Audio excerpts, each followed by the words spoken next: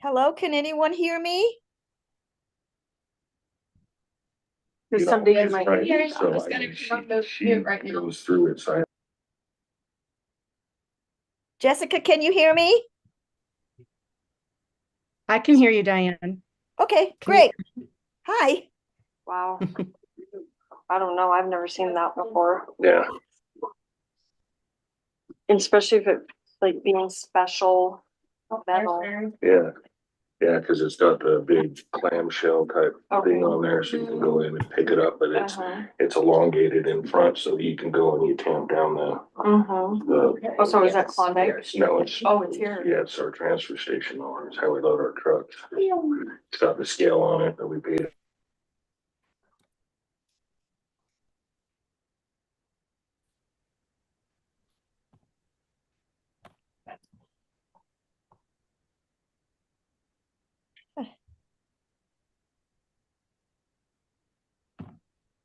Isn't that funny? To have the cat to make sure that it's covered under warranty. They're trying to find a new bucket. And then trying to figure out whether it's a replace of the bucket or if they're gonna try to send it off to fabricate it, which. Yeah, I just. And it's not a quick release either. So Provider it's, so it's a big bucket, so Okay. they may just end up taking the whole machine. That's why I printed it out. So what are you guys doing in the meantime to load? Everybody else Figured something out. Yeah, I try to have all kinds of backups. Backup. So at 4 o'clock. Well, that's Not that our backups is scary though, because our backups aren't very good. But you do have something to keep going. Yeah. Cause I know that's always a stressor. I don't know about still. Wow. She's a little sick. Okay. Murphy, I call that Murphy's Law. Yeah, But, yes, that is Murphy's Law. yes. Yikes.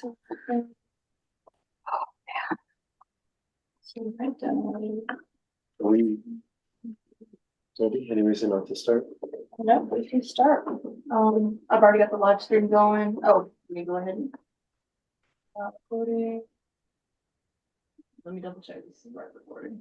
Is Mary not coming? She's. Mary's ill. Oh. She's on the board. Wow. Meetings being, okay, here we go. Okay, thanks, everybody. This is the Solid Waste Special Service District meeting for Thursday, September 26th, 2024. My name is Colin Top, I'm the vice chair, and I will go ahead and call this meeting to order. Can we just go around and do introductions? Is that how do we usually continue this on? Mary typically does, states who is present. Yeah, Okay. states who's present, but it's up to you whether you want. Can we just do a roll call?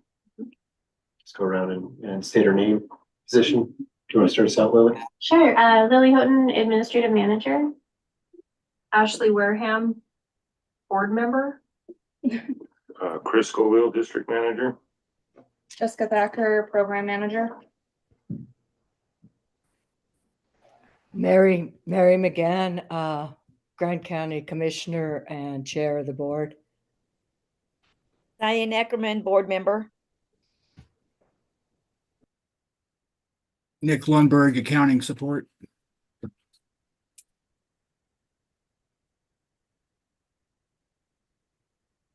You got LJ there. Okay. Okay, thanks, everybody. Moving on to citizens input. Do we have any citizens to be heard? No, and I just checked the email. That same thing. Okay. Okay, moving on to oath of office for new board members, Colin Tucker, Mike Dunaway, and Ashley Wareham. Okay, that will be established by me. Okay, Mike Dunaway is not here, so his will be at the next meeting. So the first one is for you. You're actually going to read this right here, the Utah State Constitution oath of office. okay. I do solemnly swear that I will support, obey, and defend the Constitution of the United States and the Constitution of this state. And I will discharge the duties of my office with fidelity. Then you'll just sign it, and then I'm the witness. And then the same will go for you, Ashley. Thank you.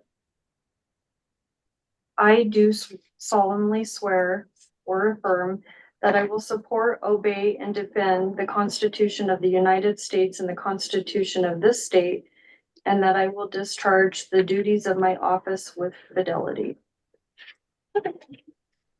And then that's it. Okay.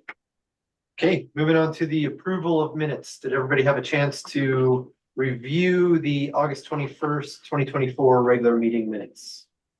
If so, I would entertain a motion. I make a motion to approve the August 2024 minutes as received in the packet, except for that I did not receive page 1 of that, but you know, that's just the first page. Let's start on page 2. Yeah, it started on page 2. And maybe that's the way it should be. I don't know. It looked a little suspect. Okay, well, maybe we can amend the motion to re-present the meeting minutes for the next meeting. Next meeting, okay. Yeah. Or if somebody wants to make an amended motion. I guess I'll make an amended motion to accept the August 24 minutes when we receive them at the next board meeting. It was August 21st, wasn't it? Yes. Yes. So postpone till the following meeting. I'll Okay, second that. thank you, Mary. Thank you, Diane. Okay, Any discussion? any discussion? None, then I will call for a vote. All in favor? I, I Can't see. Aye. Aye. I don't think I can vote on that because I wasn't on the board then. You were correct, yes. Okay, so I So you don't, can abstain. okay, I abstain then. Okay, thanks, Ashley. Okay. Okay, can we move on? Okay, thanks, everybody. Moving on to the treasurer financial, so I'll turn it over to you, Lily. Yeah, so expenditures in August were consistent with July. We had a payment to the PTIF fund, and payroll expenditures are holding similar to what they were in July. Payroll expenses totaled $262,700.49, with each roll averaging just under 100,000. Which is lower than it was before the reduced hour changes at the landfill. So that was about 101, 102,000 per payroll. Operational expenses were $172,593.19. This is $40,000 more than was spent in July. Fuel expenses were $5,000 lower. Vehicle repair and maintenance was up. We did have several annual insurance renewals with the Utah Trust, which totaled about $54,000. Which was, I think, what accounts for that larger spending than in July.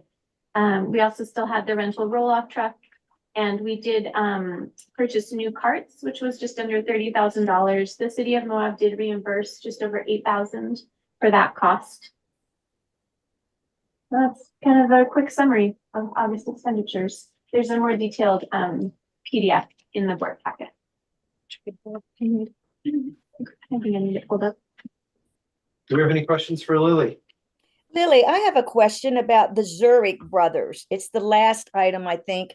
And it was a July bill. And I'm just curious, do you know offhand, is that for the CRC alone? Or is that the CRC and possibly Klondike? So that's porta potty services for all of our locations. We do have one at the CRC, one at the Moab landfill, one at Klondike, one here at the transfer station as well. So Oh, it's okay. it varies between $48 and $53 per time they come. Okay, thank you. Okay, any other questions? Can we have a motion? I'll make a motion to approve the expenditures of the month of August 2024 in the amount of $543,806.32. I second. Thanks, Mary. Thanks, Diane. Okay. All in favor? Aye. Aye. Aye. Any opposed? Thank you. Okay, moving on to board and staff reports. So Chris, can we start with you? Sure. I guess, start with, I'm taking the role of district manager. I chose to take the title district manager as it will, kind of, validate a lot of our permits. In the past, the administration had created the executive director, but never followed through with increasing our permits. So this kind of basically revalidates all of our permits. I'll kind of go back through and double check some of those things. And then I'll just start going down the list here. I had a meeting with the engineers, kind of following up on some of the things that we've been working on. We've, for the most part, out of Klondike landfill, we've got our, what we're calling cell 5. It's going to be our new expansion where we're going to start placing trash. It's pretty much dialed in. The only problem is they came back with basically with the different utilization rates and fill sequences that it would only last 30 months. And I felt that was kind of a lot of time invested in for such a short period before we'd have to do it again. Now, keep in mind that in 2026, we have a permit renewal for Klondike. Kind of with the takeaway from Klondike is that I'm going to push it out and see how big of a footprint would take us out to 5 years and kind of see where that's going to go. I'm going to have a discussion with the DEQ over the next couple of weeks, because my initial kind of concept is that I would just permit the rest of the remaining space at Klondike, because once our permit in 2026 get renewed, we're kind of grandfathered in, and with the new permit renewal, we'll have to accept new rules and regulations that the state of Utah has put out, which will make it harder to permit new cells. So I kind of have an opportunity to be able to permit the rest of it. I'm not sure if I can sell the DEQ on it, but I'll let you know. Moving on to the Moab landfill, we recently just did a survey. So every year we do Red Desert survey does a drone flyover to kind of compare how much dirt we've used and how much waste we've filled. So basically giving us an airspace utilization rate. And we usually do that in January. I put off the one in January as we're trying to define kind of the end of life for Moab landfill. We have a permit renewal that needs to happen this year. It needs to be submitted by April of next year. I think I might be a month off on that one. So we just did the survey. We're kind of crunching the data right now. Moving on to kind of a big event that's happened recently. Now, I know that past administration has tried to keep the board aware of our situation with our small roll-offs and the kind of the proprietary system that we have. We had we lost. We've been gambling for a couple of years, and over the last couple of weeks we've lost. We've actually went past our contracts that were due. I have not heard of any adverse things that came back, but just to know that we were not able to fulfill our contracts, I think is a pretty significant event. We did receive a new truck that was finished, that was been put back, but then we had another one go down. And I'll kind of be addressing some of the financial implications a little bit later in the agenda. And to kind of piggyback on top of that, we have some significant equipment repairs that'll be coming up. I mean, just off the top of my head, I can think of probably at least $80,000 in equipment repairs. We're trying to put some off to, so that we can kind of stagger, so we don't just empty the bank right away.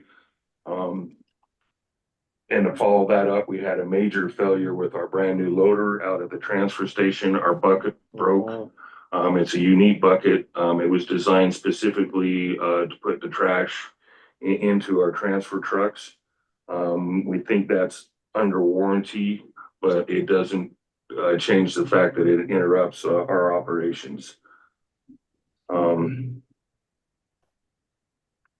Kind of moving on to some administrative items I'd like to go over real quick. I know that me and Lily want to kind of go over and kind of simplify and kind of refocus everyone in trying to give them kind of a simple job description. You know, in my 6 years here, there's never really been an in-depth look at our job descriptions. We always kind of just do whatever needs to be done. But I think trying to get a little bit of focus, and this will be something that's kind of a bigger project that will take quite a while to complete. But I think sitting everyone down individually and kind of assigning them and making an understanding, kind of a new contract of what we expect of them, and in trade for the, you know, the wages that we pay them.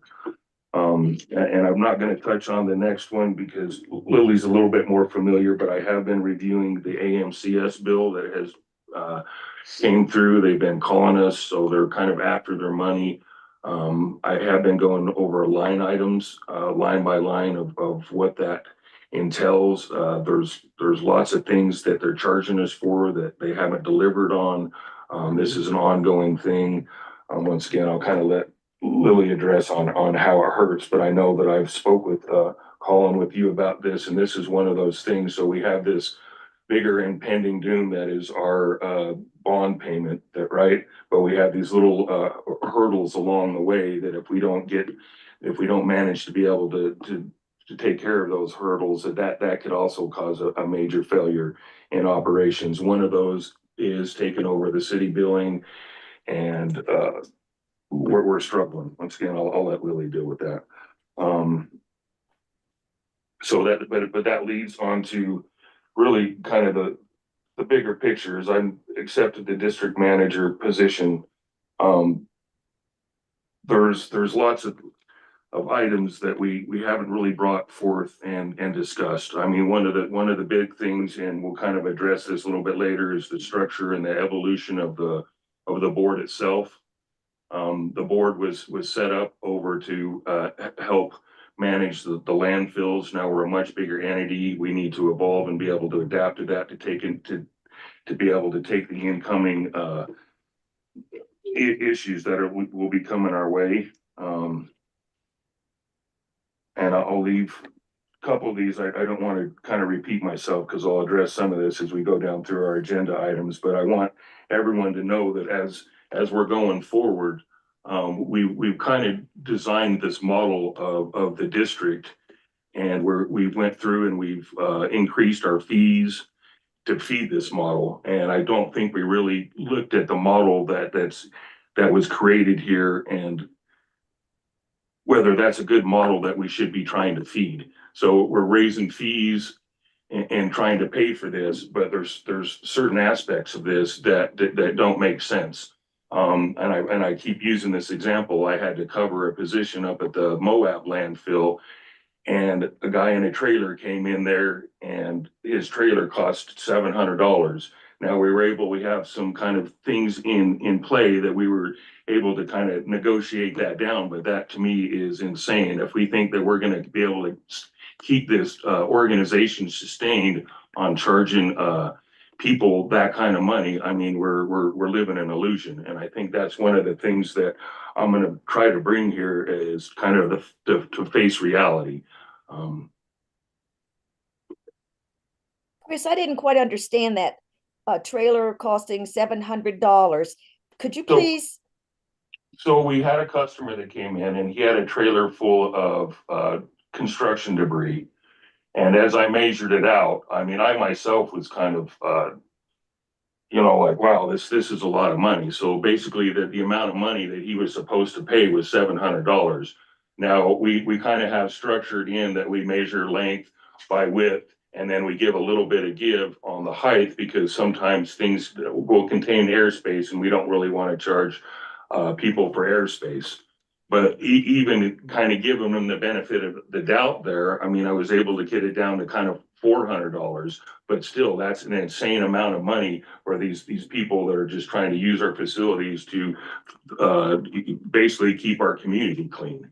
Yeah, but I what a mean- great, what a great opportunity, Chris. I got it now. Thank you for repeating, but what a great opportunity for us to begin to see and to show the public that that sort of stuff is something that is not currently and could be reused, reduced, and so that they wouldn't have a $700 trailer. Well, but what's happening is they're finding other ways to dispose of it. So what we've done by increasing our fees so much is like, I'll use roll-offs, for example. We charge so much for roll-offs now. If you go up to the Moab landfill, every truck up there is attached to a dump trailer. And if you look at our revenue for our roll-offs, and we wonder why our revenue for our roll-offs are down, we might be increasing the cost of the roll-off and trying to get more revenue. But what we've done is we've chased that revenue somewhere else. I mean, we live in a free market. And I mean, I've spent most of my career there, and that's where I would go. I would go somewhere else.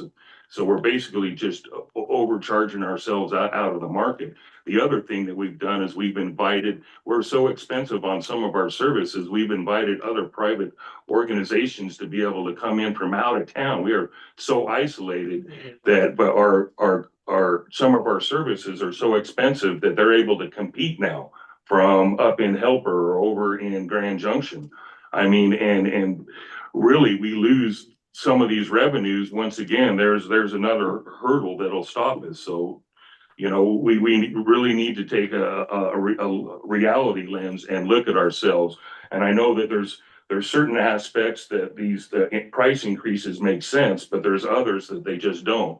So we need to kind of go down line by line and look out what makes sense and look towards the future, because basically we're just going to charge ourselves right out of business. Understood, Chris, but when you're sitting down in line by line item looking at this stuff, I just think that it's somewhat would be beneficial for us monetarily, but also for the filling up the holes in the ground of our landfills, is to identify how we could begin to help the public understand and give them initiative and ways to recycle, ways to reuse. They're having a pop-up a building construction thing down at Community Rebuilds this Saturday. Those people want those items, and we could be in that conversation. And that's good. Thank you for, I understand. Thank you. Looks like Mary has her hand up. Yes, I have a couple questions, and it goes back. So go back to the beginning of your presentation. You said you're going to make simple job descriptions. Is that what I heard you say? Yes. Chris, yes. do you have a template for that? Or can you ask me to research and see if I can find a simple template so that that's not, I don't, yeah, it just might, I was thinking it would make it easier for you if each job description kind of fell this. Yeah, and then we were just kind of in the brainstorming part of this, but yes, a simple template but at first I do want to keep it really simple, just so that we can kind of refocus what we're doing here, refocus our mission, and really try to work through some of these things. I mean, a lot of these items were brought up prior to the acquisition.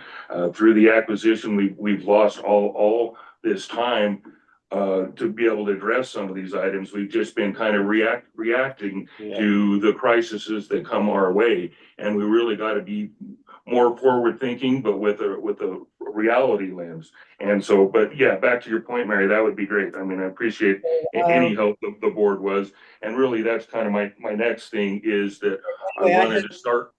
Go ahead, sir. I'm sorry. Another question. I'm sorry. Yeah.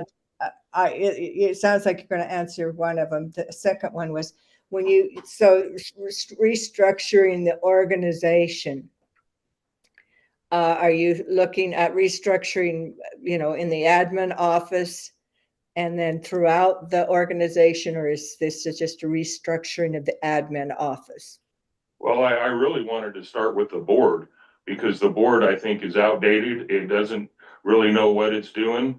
And I mean, really, Mary, you're the last one with any kind of institutional knowledge from the past. So I think this would be a good opportunity to kind of reorganize, the board itself and kind of start from a top down. And, you know, this is gonna be kind of a longer process, and I got some ideas on maybe how we can move forward with it, but that was kind of my next thing was to say that, you know, this restructuring is gonna start from the top.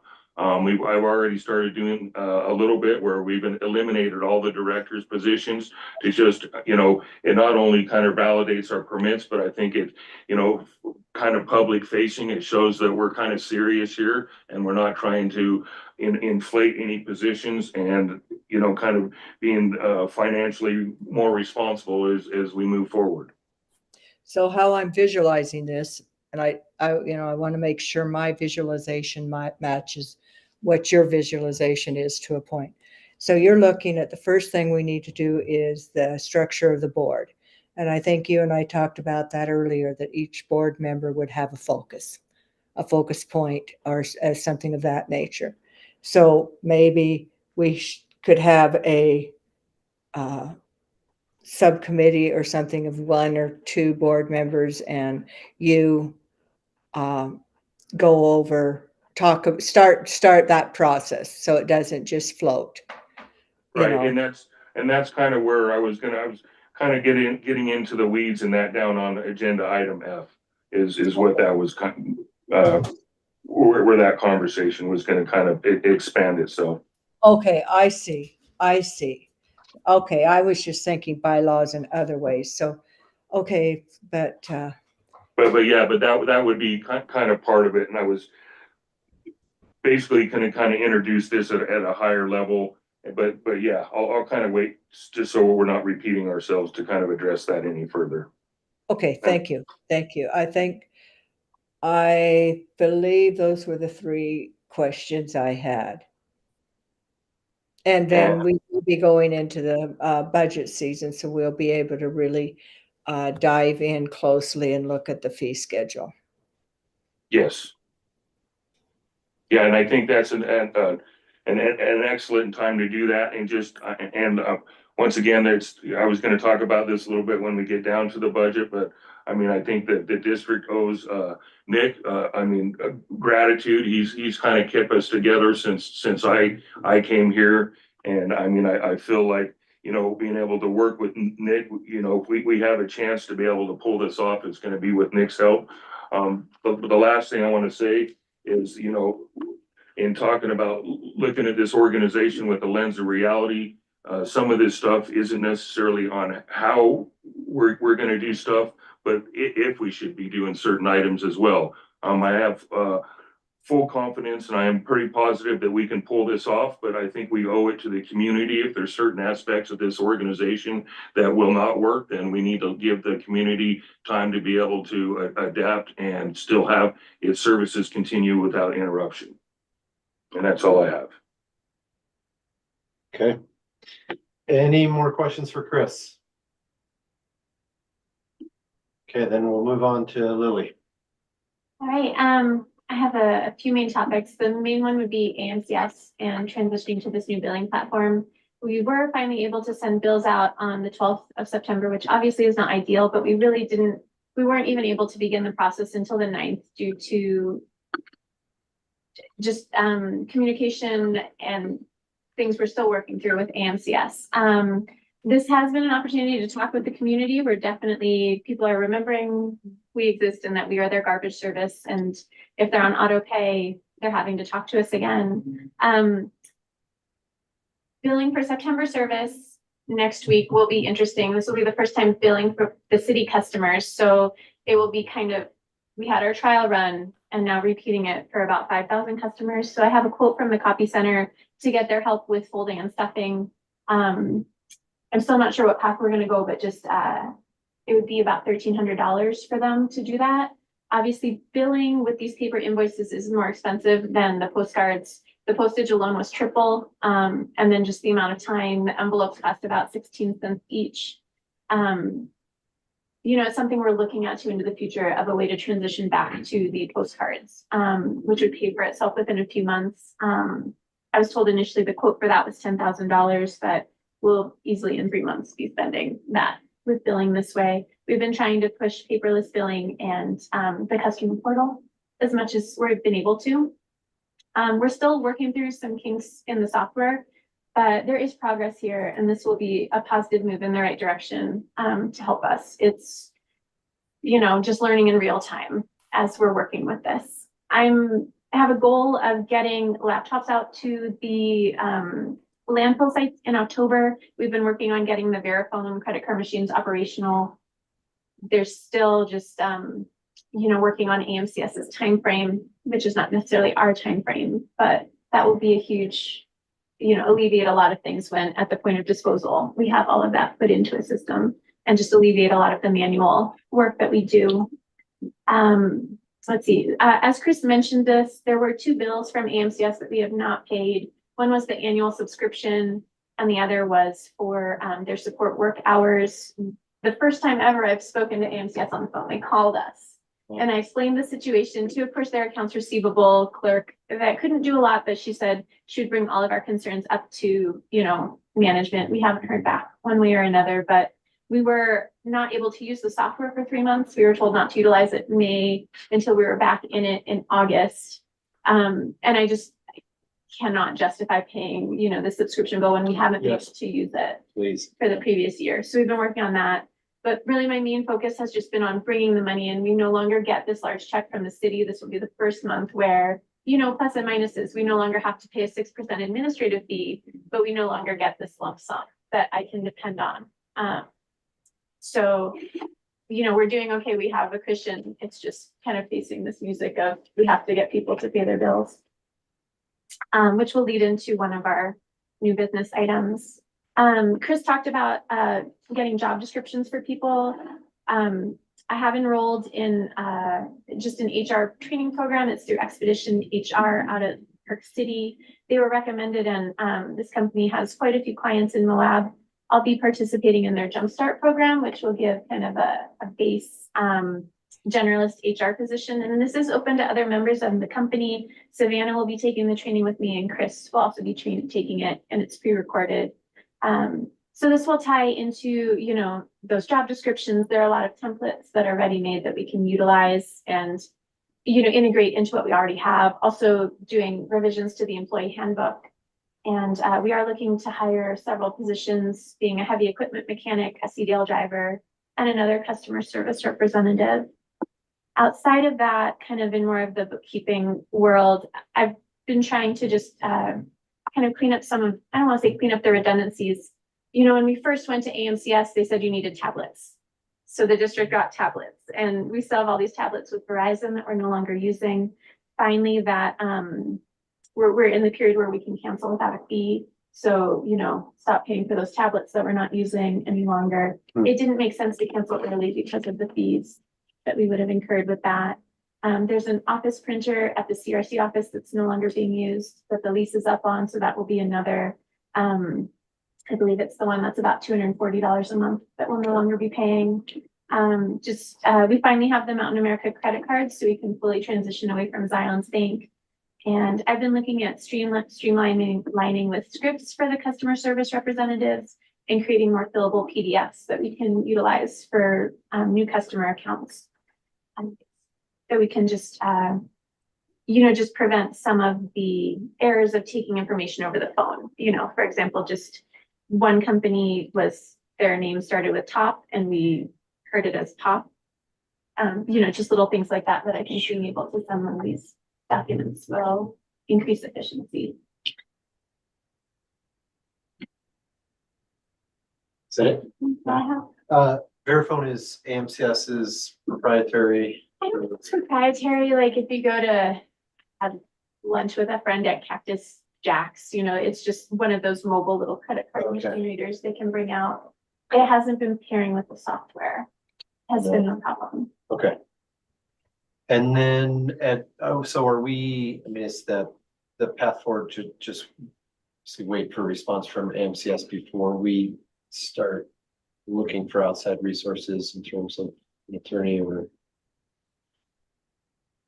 Yeah, we started that so that we've done the initial kind of talking to I mean, we're so invested. Yeah, I mean, to completely try to accept another option at this point is oh, gonna, absolutely, yeah, is gonna hurt. But I mean, I think we need to, just like in the case of our loader going down in the transfer station, if we didn't have a backup. I mean, yeah, so, I mean, we're definitely starting to do the initial steps into looking for other options. okay, And we got some pretty good resources through the Swanton network, through, other solid waste industries and what they use. okay. Any questions for Lily? Okay. Jessica, what do you have? I'll be really quick. So last week I attended, the Recycling Coalition of Utah Board Retreat in, Spanish Fork. I was able to, tour the South Utah Valley, Special Service District's new transfer station, the Dry Creek Transfer Station. Gorgeous facility, gave me some ideas on the way that they set up things, but I mean, definitely not something that's really attainable. It was 1,100,000 square feet.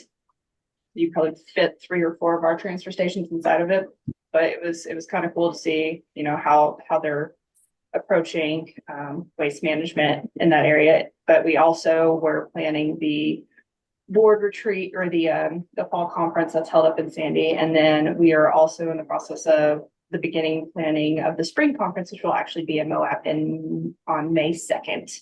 I believe it's May 2nd. It's the first Friday of May. So I highly encourage the board members to attend that conference if possible, because there's some really cool discussions that happen. Yesterday, we participated at the demonstrations with the middle school and high school science classes.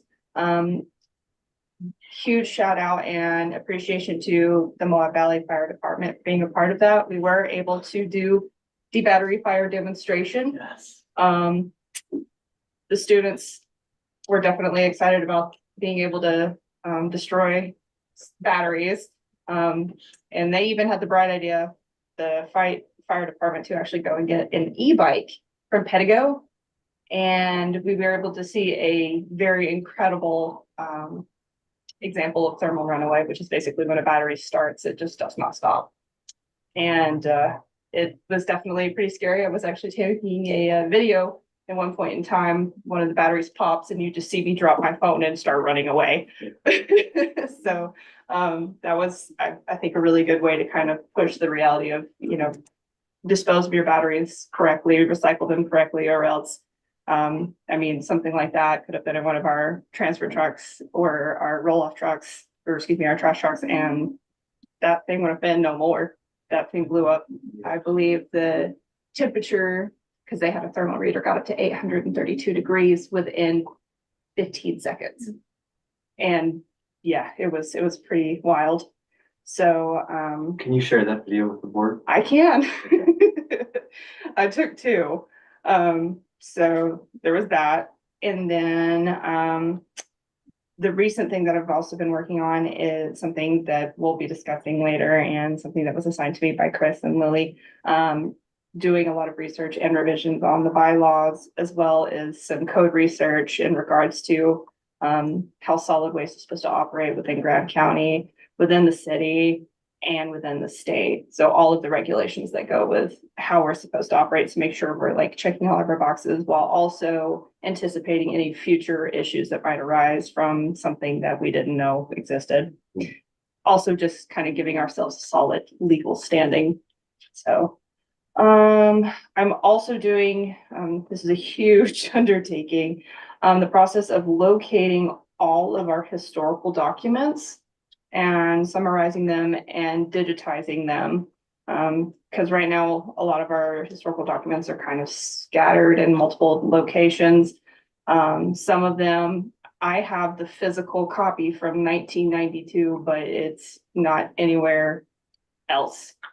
It's like the wet signature copy. So that's a huge undertaking. And then also just creating a timeline of how the district has evolved, and changes and things that have been superseded and whatnot. Again, more legal standing documentation. We also submitted the composting pilot program grant. That one was definitely stressful. It was done at this almost stroke of midnight. I was here till like 10 o'clock. Making sure that was submitted on time. And then last but not least, I'm continuing to redesign the website. It's taking me a lot longer because there's just so many little nuances and yeah, I just want to make sure that everything gets connected properly. So when it does go live, there's not any, disconnect or people can't access or it's pulling up weird things. So yeah, that's what I'm doing. When do you hope to hear about that composting grant? They didn't provide, it's one of those a month. Well, October 2024. Okay. Maybe, because that's when it was the Swiffer grant, when we applied for that, they just gave a general month, but it was still like 2 weeks after that month before they even told us. Okay. So. So Jessica, is that the same composting grant that the city and worked on? Is that Yeah, okay. That's the same one. Mhm. Okay. What other questions for Jessica? What was the cost of that transfer station? I know you told me. 50 million. 50 million. Pocket change. Pocket change. We'll take two. Their compactors alone were 1.2 million and they're 3. Yeah. Okay, Nick, what do you have for us? Hi, I don't know if you have the capability to share my screen or not. If not, I can just read some numbers that relate to our results through June for the district. There are, You can share. what's that? I changed the settings. You can share now. Okay, let's see, share screen. Let's see.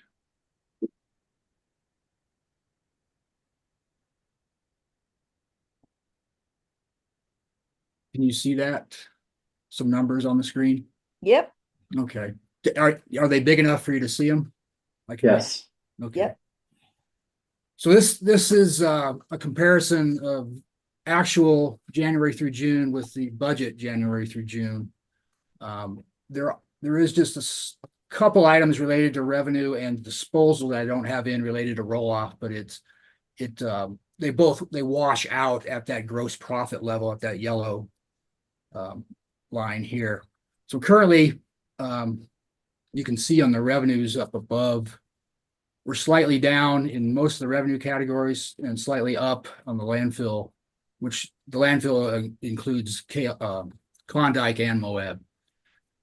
On the collection, that's primary roll-off, as Chris mentioned, that the roll-off volumes have dropped off, and that 120 variance is pretty much all roll-off year to date. But going down to the gross profit line, for those of you who are new on the board, there are some intercompany revenue expense items that wash out in this top section here. So what you're seeing is the true gross profit, which is then used to cover our expenses. So right now we're about through January through June, we're about 55,000 to the good in terms of gross profit in comparison to budget. So again, this is just a brief overview. We can go into details in certain sections if you want to. Well, I'll scroll down to the expense section. Total expenses here, actual 2.3 million versus a budget of 2.5. So we're about 200,000 to the good. And that should be the way it is, because if the revenues are down, then expenses should kind of lockstep as revenue is less. But there is one area that we are over budget, and that's the repairs and maintenance, and a lot of that relates to the roll-off trucks. I know there's like a $20,000 cab in there and some other major expenses to equipment. So that's being made up for by reductions in other areas. The fuel is actually to the good, about 80,000, and various other categories here. Labor, these 3 lines here is payroll. So we're about 160 to the good in terms of payroll for the year so far through June.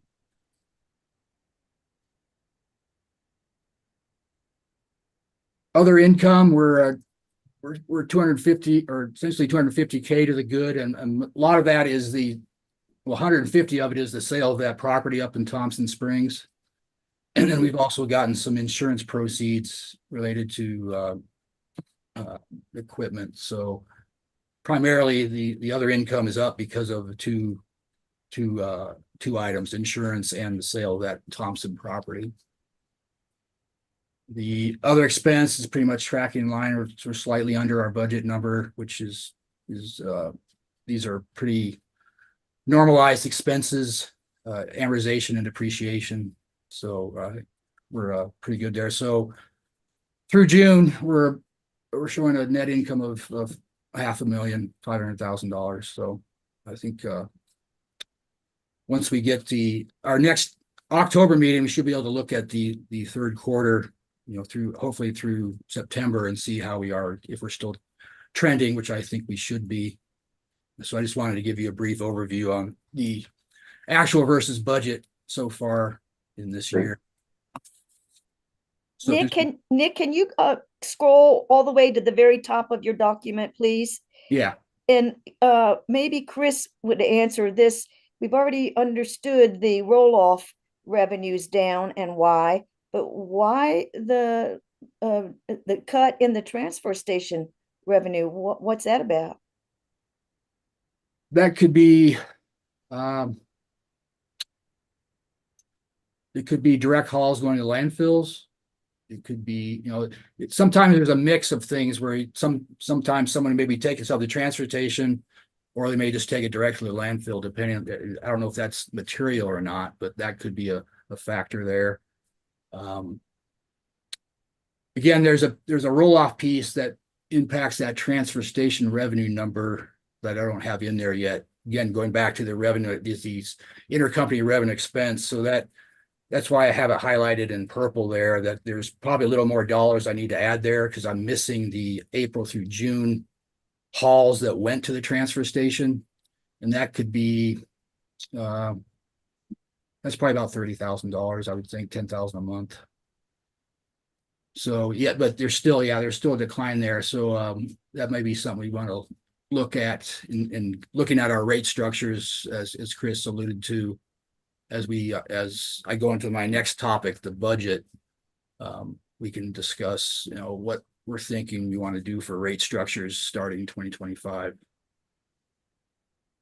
And then, so a related question, do we think so the loss in revenue for roll-offs, is that what's reflected in that increased landfill fee revenue, the 150, or is that more related to like the contaminated soils? It's probably, it's the contaminated soils, the majority of that.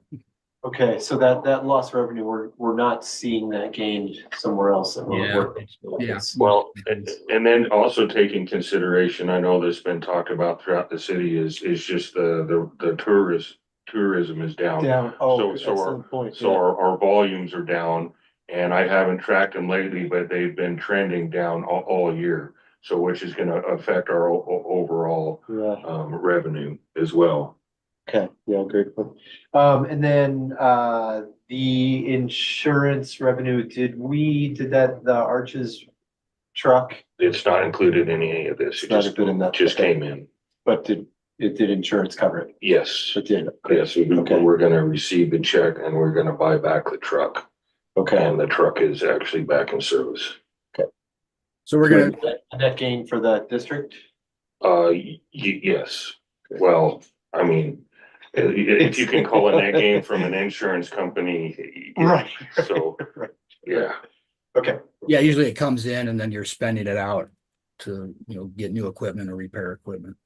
Got it. And I got some things to go over with you, Nick, as it relates to that too, but we'll not at this meeting, obviously. Thanks, Nick. Okay. Continuing to work on the 2025 budget. Chris and Lily were able to get me some, at least some figures to start with in terms of head counts. I'm not sure when our insurance providers, health insurance and whatnot, when they start giving us what they think the new rates are going to be. Once we get those, then I can build those in. But for now, I'll use our existing health insurance rates to build the labor part of the 2025 budget. So, and then also working on revenue expense, but that'll be more of a discussion with the management, Chris and Lily and the management to look at that, again, revisit the fee structure and see what we want to build into the 2025 budget. So those will be pieces that we'll need to work on. Then also any capital items that we want to put into the budget for 2025. That some of the items may be wish list items, but we want to, be realistic in what the district needs in terms of equipment and, capital items, so I can build those in and adjust those. One of the questions I had was, what was the outcome of the Grand County presentation? In terms of. We heard back. What's that? Oh, no, we haven't heard back. Okay. So the mineral lease, I think, was the same. It was 10 and 35%. Just 10%, I think. Well, there's There's two, Hilton. yeah. Hilton Right. lease, and those were approved. I've got the resolution. Yeah, and those were the same as last year. The TRT I have not heard of, and The TRT, I can speak to that. Okay. We're going to do the TRT closer to when we're working with all of the TRT. Because, when we take the mitigation side and the promotional side, and then that's when it will be split up between solid waste, sheriff's office, EMT. I think those are the three entities that it gets split up between. So anyway, and then we'll know better by then how much TRT money we do have. Okay. So, and it's once those are known, that they're an easy plug into the budget. So I just was curious, but the ones all for preliminary budget purposes, I'll use existing amounts.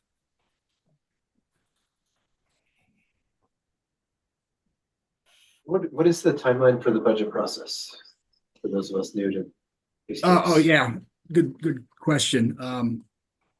The way the process works, we'll do a preliminary look at it at the October meeting. Okay. And then we'll do an adjusted look at it at the November meeting. Then we need to have a public hearing in December to then we would finalize the budget at the December meeting so that we can get that submitted to the state.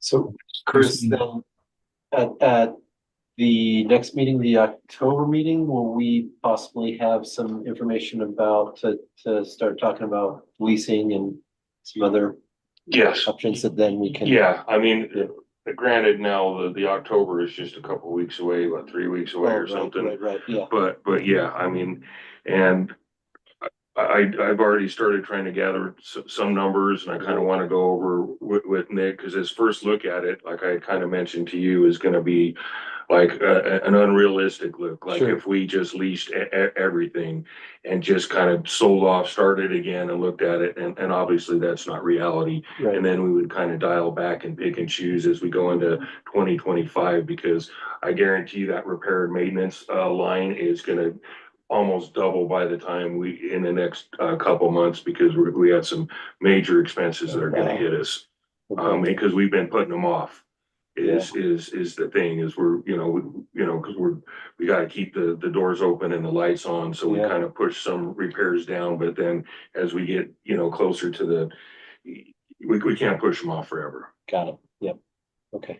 So, yeah, I mean, that's a good point. I mean, so preliminary probably isn't going to be very realistic. So it might even be November, to where we can kind of get more of a realistic look on how next year looks and really what we kind of want to move forward with.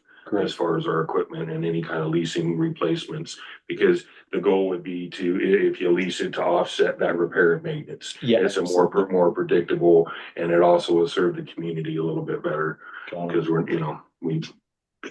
but, things still break though. I mean, Yeah. it's not, there's no, 100% guarantee here. Sure.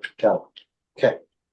So yeah, going back to your question about the process, again, there's a preliminary look at the October meeting, a second look at the November meeting, and then there's some lead times that need to happen in terms of notification for the public input. But that the December meeting, we would need to approve the budget by the board. Got it. Thanks, Nick. One more, this last item, in terms of the bond, the next two bond payments, there's one due December 1st, but usually they pull the funds middle of November. So that, and it's interest only for this November payment. It's $134,413. And then the payment in due next June 1st, but they pull the funds in mid-May. So May of 2025 is interest and principal, and that's $824,413. So just so the board's aware, those are the big things coming up in essentially a month and a half for the interest only payment, then 6 months for the interest and principal, the next two payments. So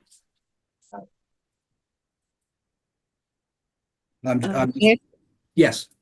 Nick, on our loan that we have for the bond payment, what's the interest on that? What are we paying for it?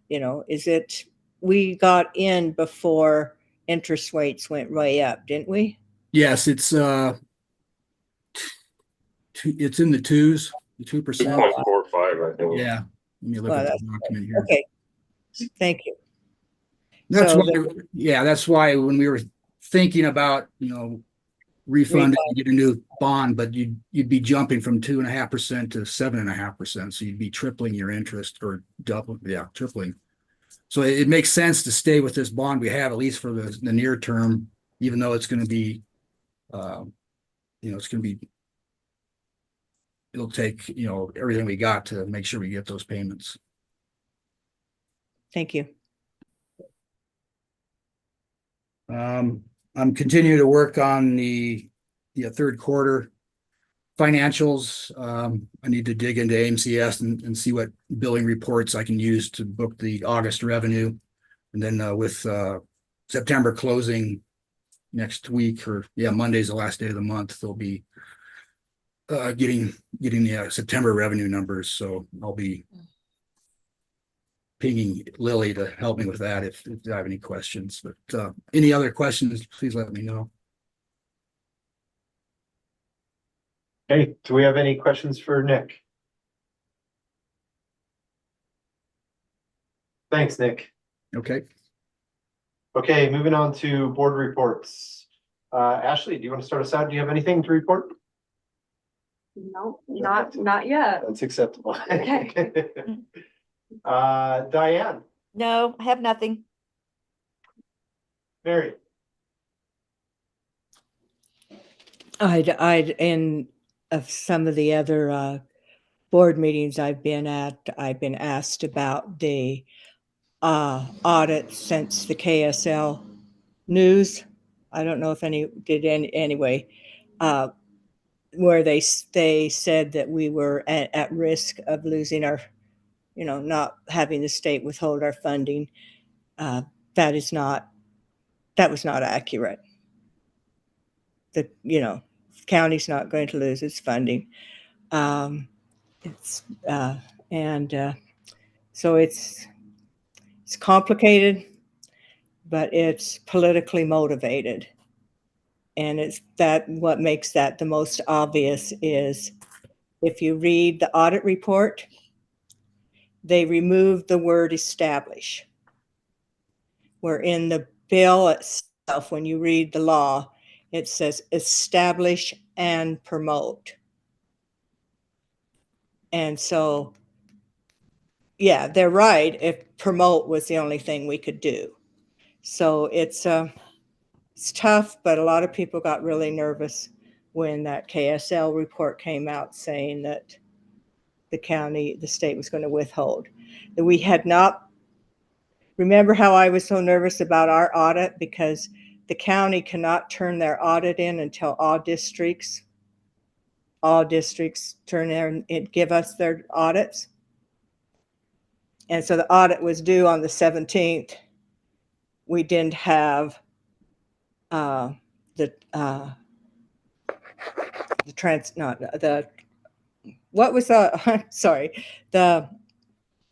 keep wanting to say travel council, the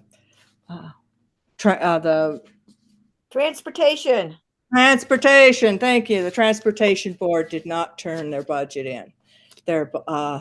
So we had to wait for that. It was due on the 17th, and then they got upset with us, and yet almost every county turns their audit in maybe a couple, 3 weeks late. But this year they just had their eyes on us. So the minute on the 17th, they blew the whistle, but it's been turned in. Okay. Thanks, Mary.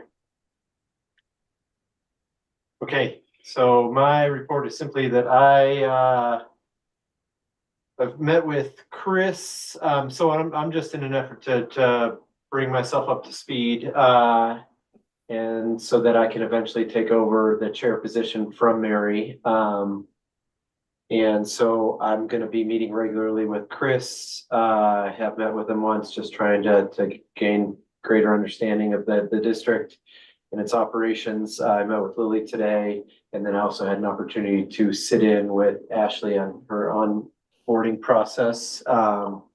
And so, yeah, any opportunities to try to learn more about what's happening around here and how the board can be a little bit more proactive, starting with the chair and vice chair. So I look forward to more education. That's it for me. Okay, we don't have any old business. Moving on to new business. Discussion, possible action item, approve updates to solid waste special service district administrative billing policies. Is that a Lily? That would be me. So as we implement EMCS, and we just don't have a lot of wiggle room. We need people to pay their garbage bill on time. And so I took a lot of this document, it's resolution 2024-09-26, that the board can establish procedures for the special service district. So it's emulating a lot of what the city treasurer's department has had success with. And the main things would be requiring a deposit for all new accounts or any account that was suspended for non-pay. I would view a deposit as 1 month's service for whatever container they have and the applicable removal fee as just a way to protect us. We have had, accounts, letting them go 60 to 90 days non-pay, and then, it's a renter and they move away. And there's very hard for us to recoup those funds outside of collections. So the deposit would be to, protect us. Deposits would be non-interest bearing. And after a year of good payment history would be applied as a credit to customers' accounts is what I was viewing for that. Let's see. Talking again with the city treasurer's office, we'll be moving to discontinue service any account that's 10 or more days delinquent. So per Utah statute, 20 days to pay a bill. We would give people, we'd start cold calling them, reminding them to pay their bill. If they haven't paid 10 days later, which would be about the first of the month, we'd flag their cart, and then looking at then another 10 days later. So 20 days after the due date, we would pull service. It's just a way to, obviously this new billing platform will take time to get up on. People are used to being on auto pay and aren't necessarily remembering, that they have to, that's no longer an option. We're not able to transfer auto pay from the previous system to the new system since credit card data is encrypted. We're not able to do that. The next one would be new account setup. I would like to eventually move that customers either come into the office to sign up for new accounts or do so online. I feel like this would again prevent those, just like mistakes like writing pop for a local business instead of top. Kind of those would get email addresses correctly, phone numbers correctly. I'm working on creating a fillable PDF for the roll-offs that will be easier for the staff to use to send that off. Also, this would require a signature on accounts that customers would say that they've read our policies, they understand what they're signing for, so that they know what's expected and kind of how this contract will work, what they pay for and what we provide. And again, just following what the city had, so I just say that our, rate schedules are part of this. Billing procedures, we'll either send people a written statement or paperless statement. Let's see, so failure to pay goes into what we would consider delinquent. So again, kind of giving them that 20 days after, bills due on the 20th. And then lastly, miscollections. This has been something we obviously have a lot of stops on each route. So if customers feel they've been skipped, requesting that they call in as soon as possible to notify us. We have people call in saying, oh, I was missed last Tuesday. And it's hard to work with that when it's so far removed. Again, and in instances where, the cart was not present, it was not accessible or blocked or had prohibited items, they would be charged for a special pickup or a special go back fee. But if it was unintentionally skipped, there's no charge. So just more clearly outlining that for customers. And then the last one would be credit and billing errors. This again is what the city does. If we mischarge people and they've been underpaying for their service, we can only go back 3 months and back bill them 3 months. But at the same charge at time, if they've been overpaying, we will only refund 3 months. So to just put kind of a firm, end date on how far we can go back into the records. Are there any questions? Just have a point of information for the board, just as the district bills in arrears. So for the month of September, we will bill that out October 1st. There is a methodology that maybe we could explore down the road called billing in advance, where you bill on October 1st for October and any subsequent periods in terms of residential. But that is one way to get the money to come in quicker. But that, again, I just wanted the board to know that currently the district bills in arrears. So we've already expended the money, the fuel, the labor to service our customers, and we send that out after the month is over. And so anytime we can tighten up getting that money to come in sooner, it definitely impacts the cash flow of the district. So just wanted to add that as a point of information. Thanks, Lily. Thank you, Nick. Thank you. What would it look like if we moved to billing ahead? There's a bump right at the beginning, so you have to bill for the previous month and then the current month. So that's the hitch to it, is that there's a one point in time where a customer is getting both invoices at the same time. But once you've gotten over that hump, then it works out. But again, that's something you could possibly explore in the future. It has previously been discussed. I think it would be a big hurdle to do. And also just with roll-off collections, since those run, on hauls, they would still probably be in arrears. There'd be aspects that would not, bill in advance, like roll-off. But primarily your residential, your commercial customers, it could be an option that works. Lily, I see, I read with interest about how if you are residents and you don't pay your bill, that eventually the trash can is taken away from your sidewalk and you no longer have services because you haven't been paying. I'm wondering if we've ever given any idea, any thoughts to what happens then. That's how somebody wouldn't have service for their garbage pickup. And then what happens when the garbage starts, annoying the neighbors? I mean, who's responsible for that? That would be, I think, code enforcement, working with the city, since it is mandated in the city if a city cart is pulled. But also the health department could get involved in that.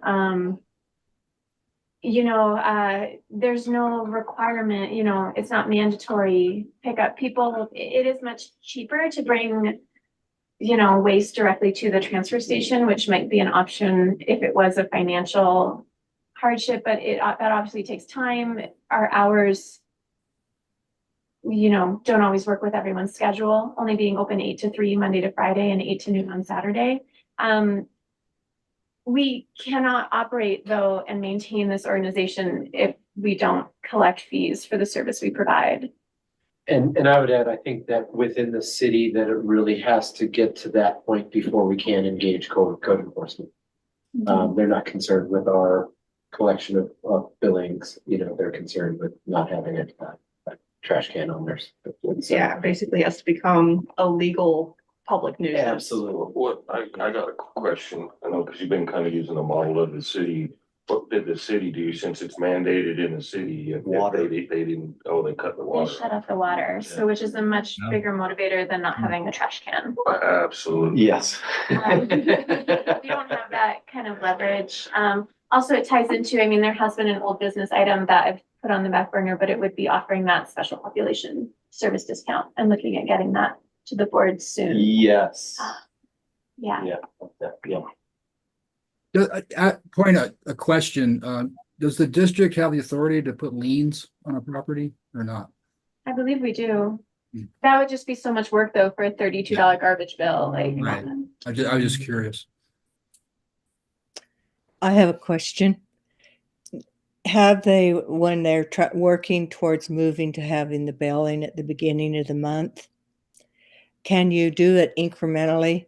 Like instead of like double having to pay it the whole thing having 2 bills in 1 month, maybe like take three months to get to the point. Do you see what I'm saying?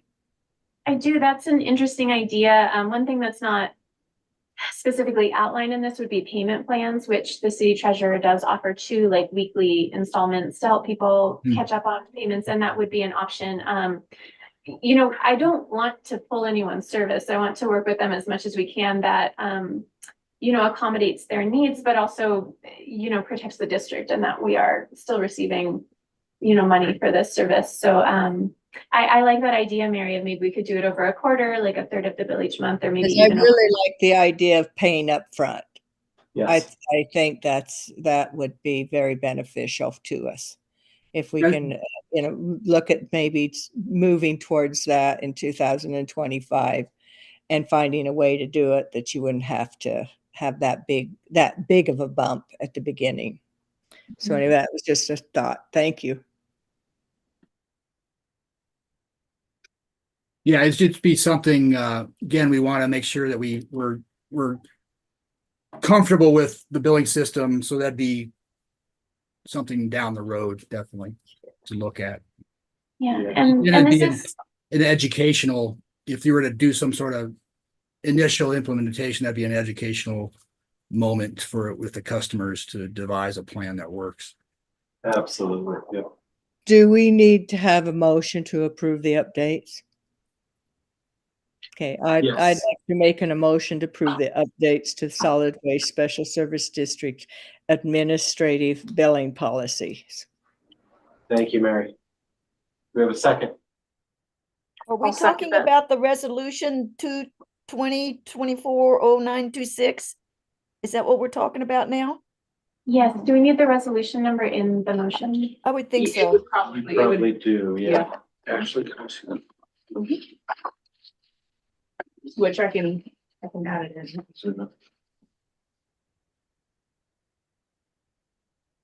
Mary, you want to amend that? I will add to my motion to include the resolution's number, which is number 2024-0926. A second.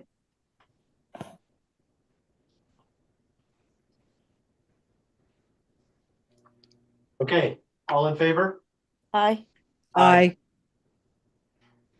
Lily, thanks for your work on that. Big shout out to Marcy. She Yeah. piloted a lot of these things. Okay, moving on to our next discussion, possible action item. Special Service District, Solid Waste Special Service District Committees, Executive Bylaws and other. Chris, is this you? Yeah, so this actually goes to what we were talking about with Mary earlier. So kind of when we initially we were talking about it, and it was kind of more of a brainstorm moment, and kind of attached to this thing where we might try to assign board members to particular items one day to create more involvement with the board, with the district, and a greater understanding. I spoke to a couple of people, and the way they run their commit, or they're kind of they haven't all been special service districts, but anyways, I kind of realized that maybe because of especially the volunteer status of a lot of board members, that really trying to assign it to a single person might be more commitment than people might be willing to commit to. So instead of maybe like a single person, we kind of create committees. That way, maybe 3 people can be assigned a certain task or a certain area of knowledge.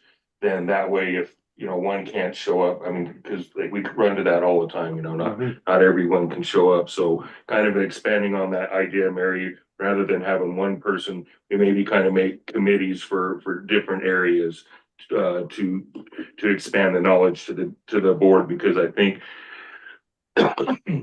excuse me, is that the board really needs to understand what's going on here. An informed board will help, and really, I mean, kind of that's the what it's meant to do, right? The board is supposed to kind of be this fiduciary kind of guiding body, and if you guys don't know what's going on, it's kind of hard to fulfill that obligation. So that's kind of where this started, and that's kind of where this came from. And the reason why there's a possible action item was we've identified kind of what we wanted to do initially is work on the bylaws and update the bylaws. So that would be maybe a committee, and I don't know if it necessarily needs an action item or anything, or if we just take volunteers, but I would think that that would be one of the first committees that we would want to create, would be take some volunteers to be able to go into this in-depth overview of our bylaws and really get them up to date, because they are, I mean, I don't know if anyone here has even read the bylaws that's been on the board, but they're pretty, they don't even match to what we are at this point. And I had mentioned, the idea kind of got brought to me as well, is creating an executive committee that would be created with the officers of the board, that in certain instances that they, if you can get that committee together, that they kind of can speak for the board and be a little bit more engaged than those, and those would obviously be the elected officials, because even though you guys are volunteers, you're kind of elected and put here by the community. Any questions on that? It was just kind of a brief overview, and maybe start with the bylaws and take some volunteers on that. Or I don't know if you feel like this needs an action item to create these committees. This is some of these things that I put on here were kind of conceptual, like we talk about structure and then we move forward and don't do anything. So this was my intent, was to try to let's start getting some solid moving forward here. Should I we know, wait? my recommendation would be to send all board members the bylaws and ask all the board members to go through them and study them before the next meeting. And then perhaps then after the people have read them, they will have a better understanding or a better idea if it's something they want to volunteer to work on. And then I would have that as a future consideration for the next meeting to establish a small working group. Should be 2 or 3. I like that. Yeah. Well, and really this, as, because we kind of brought this up, and then as we've gone a little bit further into this is going to be a pretty massive undertaking. Okay. So, I mean, Mary, you said send you the bylaws, we've got 20 years of multiple variations of bylaws and updates. And so I agree. We probably do need to do a little bit more of our homework on the staff's end of things to be able to give you guys at least the updated. I think you've maybe located possibly the most current one, but we can't even guarantee that that's the most current one. Oh, So I think maybe by next meeting, we'll try at least to have the current one and maybe an outline of where we're kind of headed in the creation of the new ones. love And that. then Yeah. so Yeah. we can give those to the board and then, Well, Yeah. once you find them, because I know we were looking at them when we were thinking about moving because I remember reading it, moving the board from 5 members to 7 members. Then we found out it wasn't through the bylaws, it was a resolution, so we shift gears. But I do remember. So anyway, as soon as those are found, the one that you assume is the newest one, because we're going to change it. So even if it's, not the brand new one, if we're going, if just something that's been done. I like it. Yeah, thanks. It's a great way to engage the board. and that's all I had on that. Okay. Discussion item, the 2025 budget. Who's leading this one? Nick and I had talked about it as an item for this meeting. I feel like Nick covered a lot in his staff report. Yeah. Is there anything further you'd like to talk about for the budget, Nick? No, just as you think, as management thinks of ideas or things that need to be included, just send them my way via Lily. And I can get those incorporated. The major items is capital, for forecasting what our capital desires are for 2025. And then also looking at the rate structures. Those are probably the 2 biggest items. The expenses, I will ask for input once I've, fully dug into those areas, and a lot of those trend year to year, but there are, as Chris has mentioned, there's probably gonna be repairs and maintenance that we need to probably assign dollar amounts to put into the 2025 budget of concrete items. So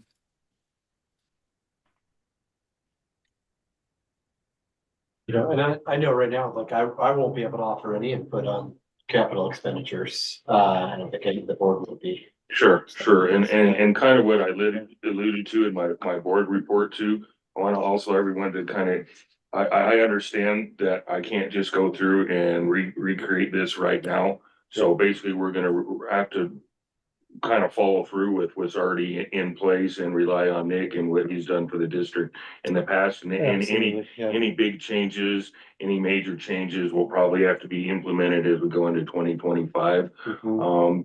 Definitely some of the fee structures I'll probably be looking at and really take a hard look on, how we can justify, like I had mentioned in certain areas, but otherwise, I mean, I don't see, I think it would be more detrimental to the district to try to do any major changes at this point in the game. Got I it. mean, we just kind of, Yeah. so. yeah, in terms of the roll-off, we'll probably be looking at relaxing some of the fee structure on the roll-off side, I would think. Great.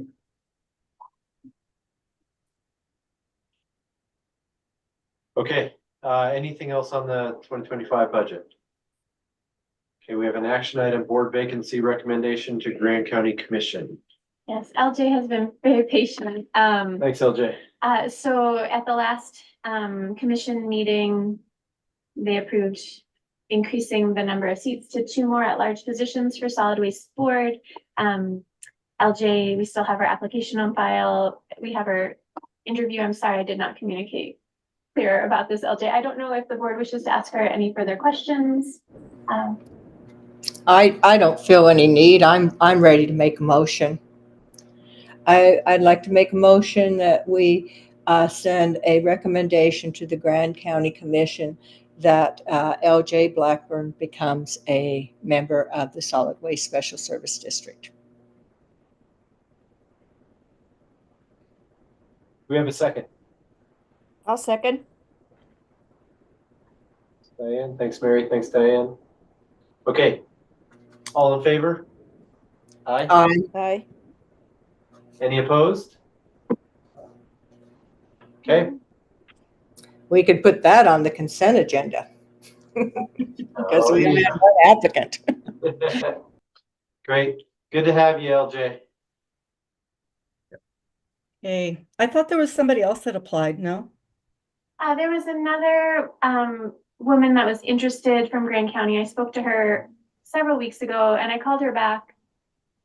I want to say last week, and she said she was no longer interested. You know, I had discussed the responsibilities of the board, which included signing checks, and she said she wasn't really interested at this point in time. Okay. And So that now does leave put us it with out one there. vacancy. Yeah, so Recruit. there's a vacancy still. I was really looking forward to an all, like a female majority board. Good. No.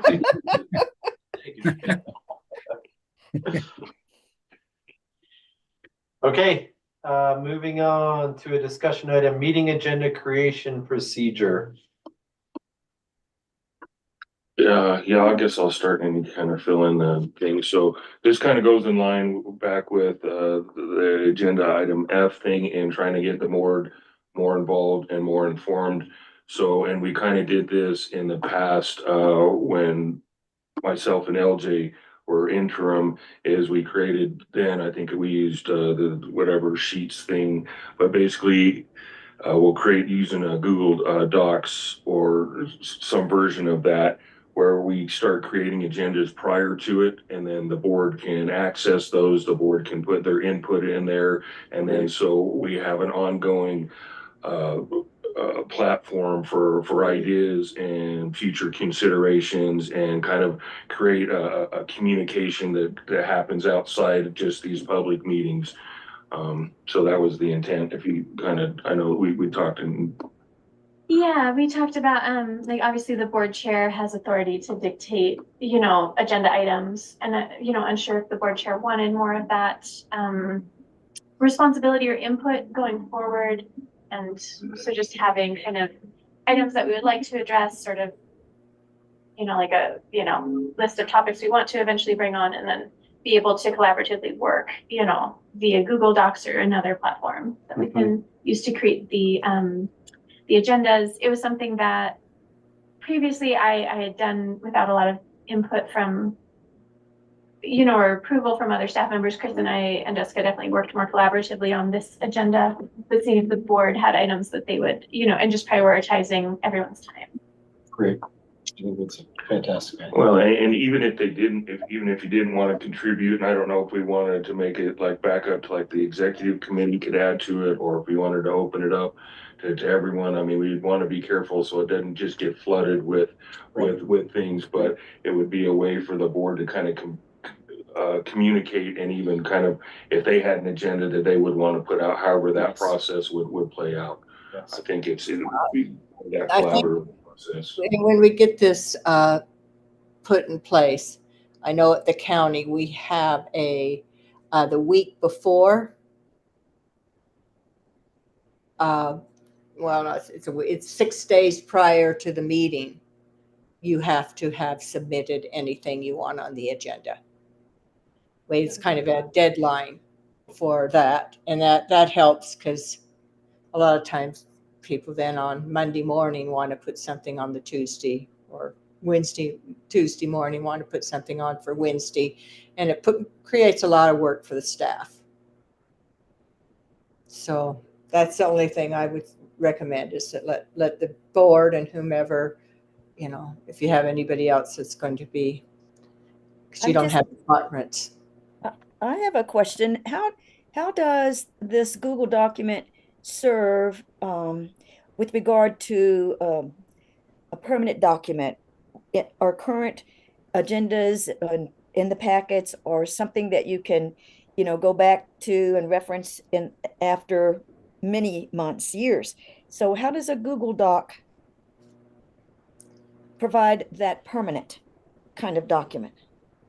It wouldn't be a permanent document. It would be more of like a brainstorming that people could collaboratively work without having to be in the same room, and see real-time edits and who made them to a document. So it would never be the location of the final resting file place of these documents. It would just be more the kind of nebulous, let's create these documents. And I think we just need to be really careful. There can't be deliberation. There can't be other, you know. Right, and that's where I was thinking maybe the executive committee, maybe the other board members could go there I don't know if I didn't know how I felt about trying to limit it from anyone, but kind of to your point, Diane, that the permanent one would be created for the meeting every month. So Oh, okay. nothing would change with establishing the permanent, or our agenda for every month. That would still be created. That would just be from the pool of knowledge which we would pull from. Well, And I I'm sure, belong to another board and we did the Google Doc for that same reason. And I understood Mary when she said there's a deadline because it seemed as if people, while it sounds really able to use and talk and work together, but people waited till Monday morning for the Tuesday meeting and some, didn't even put anything on it. So I'm the secretary and we still take minutes and we still have an agenda in addition to that Google Doc. and it would be the same here. So Yeah. it would be in addition to this. You can Okay. also lock docs. Or yeah, you can lock it, but I don't think we would necessarily need to lock it because, if Lily is I mean- kind of in charge of putting it together, we just set a deadline Yeah. and, unless it's an emergency, obviously. Yeah, So, anything that comes in after the deadline is for the next meeting. yeah. Okay, any more discussion on that? Okay, moving on to an action item, increase approval amount of new trucks and upgrades. So I'm not really sure how to handle this. This is kind of after the fact, so this, I guess, is asking for forgiveness rather than permission type of situation. Okay. But a while back, we came to the board and asked the board for $75,000 for a roll-off truck, and all the additions to that to make it that proprietary system that we use for our roll-offs. Throughout, as the process went on, somehow I got changed into purchasing 2 small trucks and the peripherals to put both of those trucks into service. So I don't know how much detail you want to get into this, but so we asked for 75 and we spent $99,248.65. And we kind of got two different trucks. So, I mean, I felt because we came here and we asked that it at least needed to be brought up. And I mean, it's definitely over our procurement policy amount, so I'm not sure how to handle this other than just kind of bring it to the board and the board's aware. If I don't know if asking for an increased approval would kind of make everything okay, or what the board feels like about that. I think we should have a motion to increase, what did you say the amount you ended up paying? $99,248.65, but I would I like to add, just, so real quick, sorry, in the process of buying those trucks too, we financed them, so there'll be finance charges that would probably put it over that. Okay. So maybe, and I'm not, $1,500. $1,500, so maybe just to be safe, $110,000. I make a motion that we increase the amount of money for the new trucks upgrades from 75,000 to 110,000. Thanks, Mary. Is there a second? Wouldn't we have to also amend it to state that it wasn't for a roll-off? Because the original motion included that it was for a roll-off. I believe it was brought to the board, and we'd probably have to pull the minutes that it was brought to the board, that it was going, that Was it a They were roll-off gonna- and chassis system? yeah, that they were gonna use that amount to purchase other items.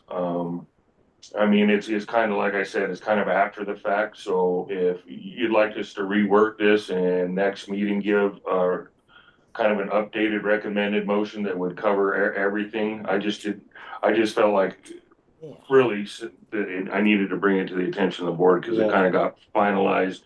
We got both trucks here. This isn't really what we asked for. Yeah. Whatever the staff needs to do to make this okay, then. Okay. LJ, do you think we need to put that off for the next meeting?